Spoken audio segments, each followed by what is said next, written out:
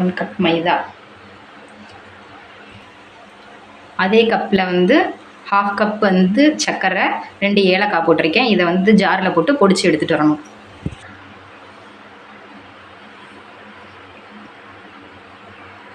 சர்க்கரை பொடிச்சு போட்டாச்சு.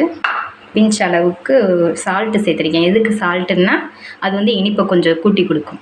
நம்ம கலக்கி வச்சுக்கிடுவோம். ரொம்ப தண்ணி ஊற்றக்கூடாது. இப்போ நம்ம கலக்கியாச்சு. இப்படி எடுத்து போட்டால் இப்படி விழுகிற அளவுக்கு இருந்தால் போதும். அடுப்பை ஆன் பண்ணி எண்ணெயை ஹீட் பண்ணிக்கிறணும். சிம்மில் வச்சுருக்கேன்.